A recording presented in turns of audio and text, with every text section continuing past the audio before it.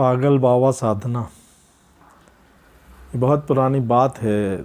जब मैं संस्कार धानी में हमारे मित्रों के साथ घूमा करता था तो मुझे जगदीश शुक्ला, अरविंद जैन, चंद्रमोहन और कालूराम ने बताया कि भैया एक बहुत बड़ी हस्ती हिरन नदी के आगे रहते हैं, पागल बाबा हैं, ये किसी से बात नहीं करते, वहाँ जानवरों का खतरा रहता है जाने में, तो क्या चलोगे। उस ज़माने में हमारे पास साधन नहीं थे, हम लोग साइकिल से उस जगह गए।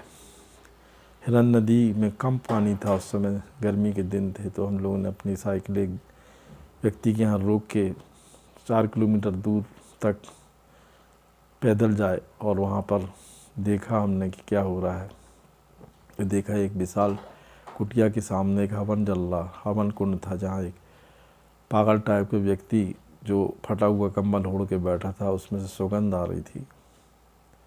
हम लोगों ने बुला तो सबको नाम से बुलाया। हमें ताज्जुब लगा कि उसको हमारे नाम कैसे पता चले। सबसे पहले उसने चंद्रमोहन से कहा कि तू आलोचक होगा। याद रखना, आलोचना करना ठीक है, पर परमात्मा को भूलो मत। किसी धर्म के खिलाफ में मत जाओ। किसी धर्म के खिलाफ में जाओगे, अपनी मालाएं पहनाओगे, अपनी फ़ोटो पहनाओगे, उस दिन तुम्हारा विनाश हो जाएगा। मुझे समझ में नहीं आया। फिर जगदीश शुक्ला को बोले कि फ़िलासफ़ी पढ़ाना और फ़िलासफ़ी अध्ययन को अंदर लेना अलग अलग चीज़ें होती हैं। तू अच्छा पढ़ा सकता है पर उसका अनुभव तुझे नहीं है। कालूराम चोपड़ा को देख के बोला, ये व्यक्ति तो किसी शशि के दिमाग में प्रेम है, शशि और सुरा इसकी ज़िंदगी है। मुझे ताज्जुब लगा, थोड़ी देर पहले ही कालूराम जी ने नशा किया हुआ था, वो भी शांत हो गए। मुझे बुलाया, बोले मुझे तेरे को एक साधना सिखलानी है, इसलिए तुझे बुलाया है। उन सबको बिठाल के हमको 1 किलोमीटर दूर लेके गया। एक वट वृक्ष था जहाँ पे हमने पहली बार ज़िंदगी में देखा कि एक ब्रह्मा की छोटी सी प्रतिमा, भगवान विष्णु, भगवान शिव का शिवलिंग रखा हुआ है। उसने मेरे कपड़े पूरे उतार दिए और बोला अब जा पानी में खड़े हो जाए।